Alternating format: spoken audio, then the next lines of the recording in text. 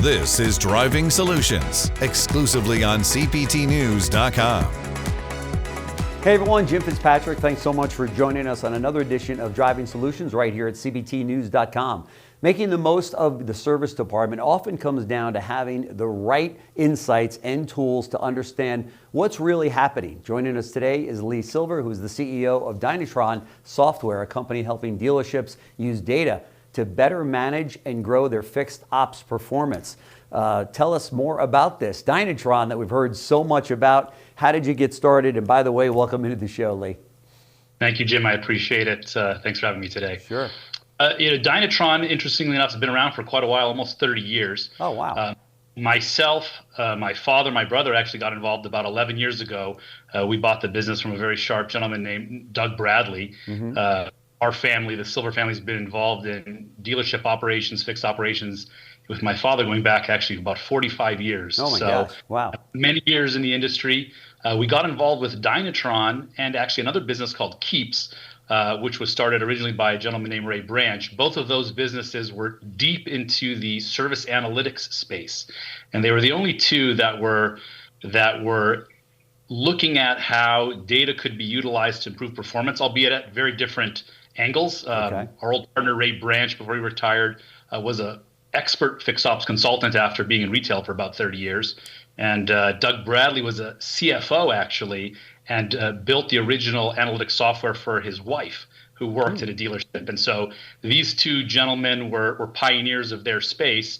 And us being involved in fixed operations for so many years, we were very interested in seeing how we could improve the business at a granular level that possibly others couldn't see, with insights that really only very few had. And we came across Ray, we came across Doug, and we were able to partner with them and purchase the business because we saw that they had a tremendous capability, but it was really underutilized. The data wasn't quite understood, so they provided some software solutions or they provided consulting solutions, but they didn't package it all together in a way that every dealer could take advantage of. Sure. And so we worked with them on coming up with solutions and augmenting some of the data and the software so that really every dealership could take advantage. And we put in place some turnkey solutions where folks could understand what's the data, what does it mean, how is it useful for them in their particular instance, and what kind of results can they generate by improving their process using that information. Wow, that's awesome. That's awesome. So Dynatron continues to be one of the most exciting growth stories in the industry. Could you update us on who you're serving and where you're serving dealers today? Sure. Since we got involved about 10 years ago, I think we had around 300 dealership clients at the time. Now we're up to over 4,000. Oh, wow. And most of our customers are in the U.S., although we also have a nice group up in Canada. I'm originally Canadian, actually, okay. And so we do not disappoint our Canadian friends up there. We head up there and are able to service them as well. That's fantastic. Wow, 4,000. Oh my gosh. So what makes Dynatron's approach to fixed ops intelligent different than what we see out there?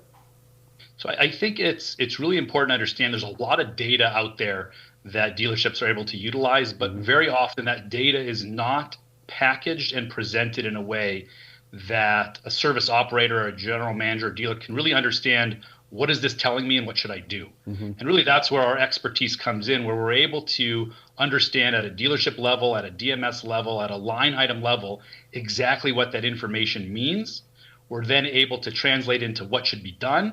And we're able to tell how big an opportunity really is to know if it's worthwhile for one of our clients to take advantage of. Mm-hmm. And so that approach has really helped us, where at the end of the day, we try to understand what's most beneficial for our client. Mm-hmm. And then we try to build the data and the processes that really help them take advantage of it on both a scaled level, but also specific to the individual dealership's opportunity. Sure. Now, as you know, these are very unique times in the marketplace today, and every dealer is really focused on keeping costs down, selling what they can, and taking good care of the customers, but at the same time, installing efficiencies into dealerships that can really save time, save money, and add more money to the bottom line. What are you hearing from your customers today in terms of the challenges that are out there, and what's keeping them up at night? Sure. Yeah, it's a very interesting time. So many different dynamics are at play. Yeah. We've got things from the COVID effects, supply chain effects, like those things have tapered off, but the effects of what was happening to their businesses, where margins on the new car side were so great for a while, Yeah. although folks realized they weren't going to stay, Right. They started to come down, and so there's a profit crunch that's been taking place on the new car side over the last few years. In some cases, some of the different manufacturers are in more of a challenging situation than others. If you're a Toyota store, a Lexus store, a Porsche store, you're doing great. Sales might not be quite as good as they were, or in some cases, their sales volumes are higher, but their margins aren't quite as great. And fixed operations is humming along. And in some other cases, Nissan, Stellantis, they've had some challenges on new car inventory and how fresh it is. And so that's also we're seeing translate into the fixed operations, where some of their volumes are down historically versus where they've been. Yeah. And so some of these dynamics, along with tariffs, along with the EV push and then kind of the pullback, has made it a very dynamic scenario. Yeah. Where there's just a lot at play. At the end of the day, there's a lot of unknown going on the front end, and folks are really starting to focus more and more on the back end, so to speak, or the controllables. And even in the controllables area, we're hearing a lot of customers, interestingly enough, talk about how they've had record months over these last 6 months in fixed operations. Oh yeah. Some of them give us some credit to that. Obviously, they're great operators, but they're very much focused on how can I optimize and improve my fixed operation. And whether they're a Stellantis, a Nissan, or a Toyota store, they're able to do better because of it. Yeah, no question. It seems as though through any kind of trying times in retail automotive, and I remember this from my days running dealerships, we'd always look to the back end and go, okay, what can fixed ops kick in here? They always seem to be like the friend out there that, when you needed them, they were there, and when car sales were up through the roof, you didn't seem to need them so much. But fixed ops in recent years have now been the go-to for many dealers to say, here's where we're going to make our profits, right? If we get this right, then the dealership's going to make money, and we can survive the ups and downs on retail sales on the front end of the business, right? Absolutely, absolutely. I remember my time back in the 07, 08, 09 scenario where things dropped off the map. Oh yeah. It's not quite as challenging, but that same level of focus is starting to come back, where folks realize that uncertainty moving forward is going to be there for a little while longer. And as that's happening, the folks that are tremendous at fixed operations feel less of the bumpy road. Right. Yeah, there's just so much change happening right now, and then you kick in AI and all of these other factors. It's just an exciting time to be in the industry for sure. From your perspective, what are the biggest forces that are reshaping the dealership profitability today? So you mentioned AI. I think AI is one of them. There's a positive impact and there's a bit of an unknown. There's a lot of great new solutions being proposed utilizing AI. The challenge is to understand which ones are real and which ones aren't. Right. So that's one of the elements that's definitely going to shape things moving forward. As mentioned, some of the macro pieces, the tariff elements, kind of the come down from COVID, and what does the new front end margin scenario look like? Unfortunately, it's not going to be what it was. Right. But there are still ways to be successful. Sure. And oftentimes, folks are really looking at how can I grow even when it's challenging? Yeah. And so those controllables, one of the main things we're seeing from a trend perspective is folks are starting to expand their horizons of how good can my fixed operation be? Yeah. And at the same time, they're looking at how will my variable operation adjust over the next 1 to 2 to 3 years. And it's very interesting. Buy sells are another thing we're seeing a lot of consolidation is continuing to happen, and so we think that makes things interesting. One of the other macro trends is that the level of sophistication that will most likely be needed from operators, be it dealers, general managers, and fixed ops leaders, will need to be better than it was before. Yeah. We don't think that the EV trend is going away. We think that will continue to improve. We think there's been a bit of a setback only because of the credits that have been pulled back, federal credits. But EVs are here to stay, and it creates a level of, again, complication on the fixed ops where you almost have multiple service departments. You have an EV service department, and you have an ICE service department, so to speak. Yeah, and very good point.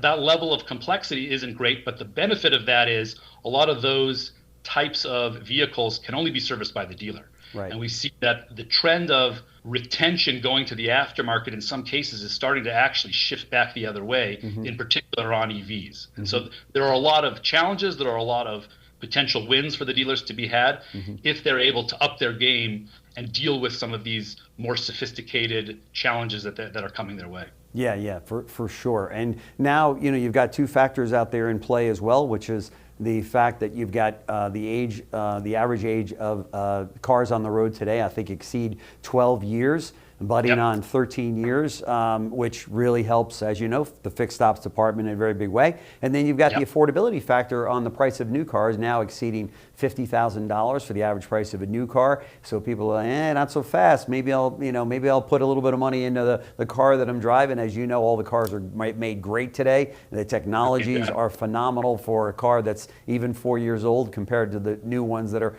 rolling off the showroom now. And I just know that there's more and more of that happening where people are saying, look, let me just keep my car, especially during uncertain times like this, which means that service department has really got to be, running at 120%, right? With efficiencies and the software and the support that they need back there, right?